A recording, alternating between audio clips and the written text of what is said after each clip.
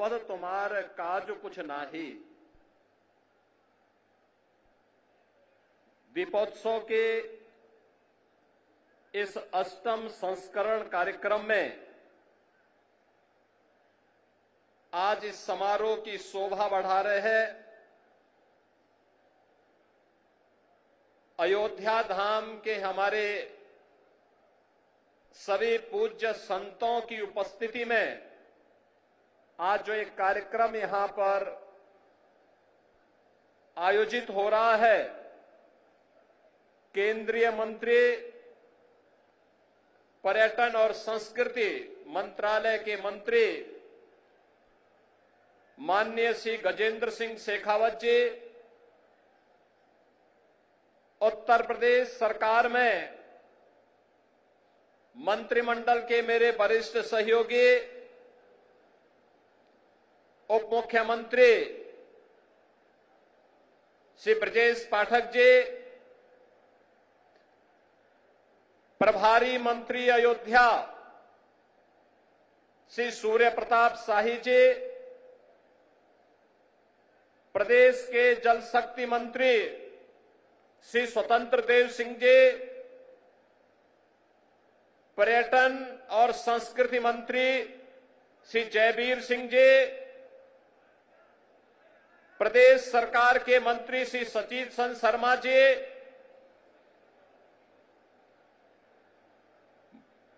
विधायक श्री वेद प्रकाश गुप्ता जी,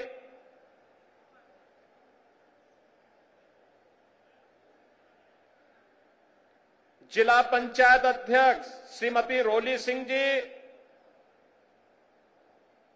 महापौर महंत गिरीशपति त्रिपाठी जी, विधान परिषद सदस्य डॉक्टर हरिओम पांडे जी, माननीय विधायकगण, आज के इस समारोह में अपनी कृपा पूर्वक उपस्थिति के कारण इस समारोह की शोभा बढ़ा रहे जगतगुरु रामानुजाचार्य स्वामी राघवाचार्य जी महाराज, जगतगुरु रामानुजाचार्य स्वामी विश्वेश प्रपन्नाचार्य जी महाराज, जगतगुरु रामानुजाचार्य स्वामी श्री सिद्धराचार्य जी महाराज, जगतगुरु रामानंदाचार्य श्री राम दिनेशाचार्य जी महाराज, मणिराम दास सावनी के श्री महंत जी के कृपा पात्र महंत कमल नयन दास जी, बड़े भक्तमाल के श्री महंत अवधेश दास जी, श्री महंत राजकुमार दास जी, श्री महंत राम शरण दास जी महाराज, श्री महंत देवेंद्र प्रसादाचार्य जी,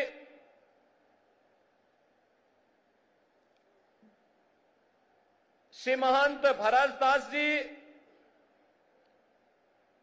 श्री महंत धर्मदास जी, जगतगुरु श्री सतवा बाबा महामंडलेश्वर महंत संतोष दास जी, महंत रामदास जी महाराज, आज के इस कार्यक्रम में उपस्थित अयोध्या के हमारे सभी पूज्य संतजन, उपस्थित भक्तगण, प्रदेश सरकार के हमारे सभी वरिष्ठ अधिकारीगण और प्रदेश के अंदर जहां कहीं भी लोग इस आवाज को सुन रहे हैं, उन सबको भी मैं आज के इस ऐतिहासिक दिन की हृदय से बधाई देते हुए आप सबका मैं अभिनंदन करता हूं। बहनों और भाइयों, ये सचमुच हमारे लिए अत्यंत आह्लादित करने वाला क्षण है। याद करिए, आज से 8 वर्ष पूर्व ये 8वां संस्करण है दीपोत्सव का। और प्रथम संस्करण में जब हम लोग आए थे, राम कथा मंडप भी छोटा था, भीड़ में उत्साह था, लेकिन एक ही स्वर गूंजता था। और वह स्वर एक ही गूंज रहा था, एक ही नारा लग रहा था। वह नारा था, चाहे वह संतों की ओर से, चाहे वह भक्तों की ओर से, एक ही नारा था कि योगी जी एक काम करो, मंदिर का निर्माण करो। एक ही स्वर गूंज रहा था। और मैंने उनको उस समय कहा था, विश्वास करिए, विश्वास करिए, ये जो दीप आपके द्वारा जलाए जाएंगे केवल दीप नहीं है, ये सनातन धर्म का विश्वास है। प्रभु राम की कृपा अवश्य बरसेगी। 500 वर्षों के बाद वे अपने धराधाम पर अपने काज को प्रारंभ करने के लिए अवश्य कृपा बरसाएंगे। आप कार्य करिए, कृपा भगवान की अपने आप बरसने वाली है। और हम सब आभारी हैं प्रधानमंत्री मोदी जी के, जिनकी दूरदर्शी सोच के कारण 5 अगस्त 2020 को जब दुनिया कोरोना महामारी के सामने पस्त थी, तब भारत के यशस्वी प्रधानमंत्री अयोध्या धाम में आकर के अपनी विरासत के प्रति कृतज्ञता का भाव व्यक्त करने के लिए अयोध्या आकर के उन्होंने राम मंदिर की आधारशिला का कार्यक्रम अपने कर कमलों से संपन्न किया था। और यह वर्ष अयोध्या के लिए अद्भुत है, अनुपम है, अलौकिक है, अद्वितीय है। जब इस वर्ष 22 जनवरी 2024 को अयोध्या धाम में 500 वर्षों का इंतजार समाप्त करके 500 वर्षों का इंतजार समाप्त करके एक बार फिर से रामलला अपने धाम में, अपनी जन्मभूमि में विराजमान होकर के दुनिया के अंदर पीड़ित और प्रताड़ित लोगों को संदेश दे गए हैं कि कभी भी अपने पथ से विचलित मत होइए, संघर्ष का रास्ता अपनाइए, सफलता जरूर प्राप्त करेगी, सफलता जरूर प्राप्त होगी। यह अवसर है हमारे पास उन सभी आत्माओं को स्मरण करने का जिनका पूरा जीवन राम जन्मभूमि आंदोलन के लिए, प्रभु राम की कृपा का प्रसाद प्राप्त करने के लिए समर्पित था।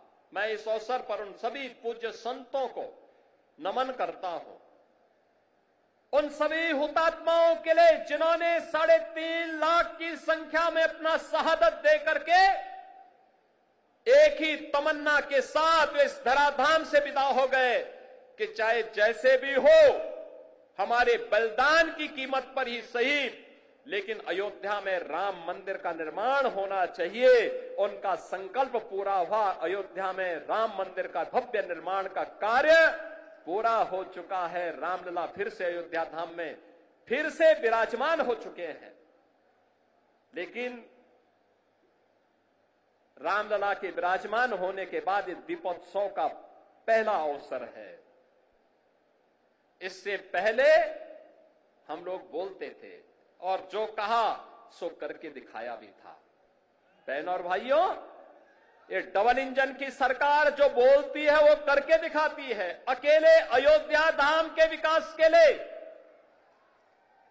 जिस अयोध्या में 2017 के पहले बिजली नहीं मिलती थी, यहां की सड़कों की स्थिति, यहां के घाटों की स्थिति, यहां के मठ और मंदिरों की स्थिति, और जिन लोगों ने राम को ही उपेक्षित कर दिया था और जिन लोगों ने भगवान राम के अस्तित्व पर ही प्रश्न खड़ा किए थे, वे केवल भगवान राम के ही अस्तित्व पर प्रश्न नहीं खड़ा कर रहे थे, वे सनातन धर्म के अस्तित्व पर प्रश्न खड़ा करते थे। वे आपके अस्तित्व पर खड़ा करते थे प्रश्न, वे आपकी विरासत पर प्रश्न खड़ा करते थे। लेकिन कितना सदा सहता है हमारी, सदा सहता ही समझो, लेकिन आपकी सदा सहता विरोधी को कायरता नजर नहीं आनी चाहिए। और इसीलिए मैं कहने के लिए आया हूं आपसे आज, आपने 2017 के बाद जो भी कहा वह अयोध्या के अंदर हो करके रहा है। हम लोगों ने कहा था कि आपने कहा था 17 में कहा था, इसी मंच पर उस समय कहा था, पूज्य संतों की उपस्थिति में कहा था कि योगी जी एक काम करो, मंदिर का निर्माण करो। बहन और भाइयों, मंदिर का निर्माण तो हो गया है, रामलला भी विराजमान हो गए। इसी मंच से मैंने और मेरे सहयोगियों ने भी और आदरणीय प्रधानमंत्री जी ने भी आपको कहा था, अयोध्या को दुनिया की सुंदरतम नगरी बनाएंगे। आज अयोध्या चमक रही है, दुनिया अयोध्या की ओर आ रही है। 31,000 करोड़ रुपए की लागत की परियोजनाएं या तो पूरी हो गई है या जिन पे कार्य युद्ध स्तर पर चल रहा है। और बहनों और भाइयों, इससे भी आगे जाकर के भी इस पे कार्य होने हैं। ये तो एक शुरुआत है, शुरुआत। अयोध्या एक शुरुआत है सनातन धर्म के लिए। विरासत और विकास के प्रधानमंत्री मोदी जी के विजन को जमीनी धरातल पर उतारने के लिए, उस अभियान को वैश्विक मंच तक ले जाने के लिए आज काशी हमारी चमक रही है। भव्य और दिव्य काशी के दर्शन दुनिया कर रही है। आज हमारा अयोध्या धाम जो भी आता है, मैंने 22 जनवरी को दृश्य देखा है, 23 जनवरी को मैंने वह दृश्य देखा है, जब देश भर से आए हुए श्रद्धालु अयोध्या में भगवान राम के मंदिर का दर्शन करते थे। उनके आंखों में खुशी के आंसू थे। कोई पिलर को पकड़ करके आंसू बहाता था और कोई जमीन पे लेट करके भगवान को भी दंडवत करता था। उनके सामने शीश नवाता था, लेकिन अपने अश्रु बहा करके खुशियों को भी उजागर करता था। बहनों और भाइयों, वह सभी दृश्य मैंने अपनी आंखों के सामने अयोध्या के अंदर देखे हैं। और मैंने उन लोगों के भी काले कारनामे देखे हैं जिन्होंने राम भक्तों के लहू से अयोध्या को और सरयू मैया को लहूलुहान किया था। वह दृश्य भी हम लोगों ने अयोध्या के अंदर देखा है। और इसीलिए मैं आपको एहसास कराने के लिए आया हूं आज। हमने जो कहा, ये डबल इंजन की सरकार ने जो कहा था, वह तो करके दिखा दिया। अब अयोध्या की बारी है। अयोध्या को फिर से अपने आप को साबित करने की बारी है। और याद रखना, ये मां सीता की अग्नि परीक्षा बार बार नहीं होनी चाहिए। हमें इस अभिशाप से निकलना ही होगा। अयोध्या को भव्य और दिव्य रूप देना ही होगा। इसके लिए अयोध्यावासियों को एक बार फिर से आगे आना होगा। और इसी के लिए आज हम आपको एहसास कराने के लिए आए हैं। ये जो कार्यक्रम इतनी भव्य रूप में यहां पर आयोजित हो रहे हैं, ये जो स्वरूप है अयोध्या का, ये बदलावा स्वरूप आज दुनिया को अपनी ओर आकर्षित कर रहा है। कोई सोचता था अयोध्या में 4 लेन की सड़कें होंगी, धर्म पथ के नाम पर होंगी, राम पथ के नाम पर होंगी, भक्ति पथ के नाम पर होंगी, जन्म भूमि पथ के नाम पर होंगी। कोई जानता था इतने फ्लाईओवर अयोध्या के अंदर बनेंगे? कोई कभी कल्पना करता था कि अयोध्या, जहां 4 घंटे 5 घंटे बिजली नहीं मिलती थी, जो लोग आपको बिजली के लिए तरसाते थे, सड़ी हुई गर्मी में तरसने के लिए छोड़ देते थे, वे भी आज राम की दुहाई दे रहे हैं। जो लोग राम जी की पेड़ी में सड़े हुए जल में आपको स्नान करने के लिए मजबूर कर देते थे, वे भी आज अयोध्या आकर के अपना ताल ठोकना चाहते हैं। लेकिन हम लोगों ने तो राम जी की पेड़ी को ऐसा बना दिया, एक तरफ से आज पानी आता है और दूसरी ओर निकल जाता है। ऐसे लगता है जैसे हरिद्वार की राम जी की पेड़ी आज हर जी की पेड़ी बनकर के यहां के भक्तों को तार रही हो। आज अयोध्या को देश की पहली सोलर सिटी बना दिया गया है। और याद करिए, हजारों वर्ष पहले भगवान राम पुष्पक विमान से अयोध्या आए थे और तब से अयोध्या में फिर से विमान नहीं उतर पाया था। बहन और भाइयों, मोदी जी की कृपा से अयोध्या इस अवसाद से मुक्त हुआ। अयोध्या में इंटरनेशनल एयरपोर्ट बना, पूरे देश की कनेक्टिविटी अयोध्या के साथ जुड़ी। जिन लोगों को कार्य नहीं करना था, पहले राम के अस्तित्व पर प्रश्न खड़ा करते थे, उससे पहले राम भक्तों पर गोली चलाते थे, जब एयरपोर्ट का निर्माण कार्य प्रारंभ हुआ तो उन्होंने कहना प्रारंभ कर दिया कि साहब ये किसानों का शोषण हो रहा है,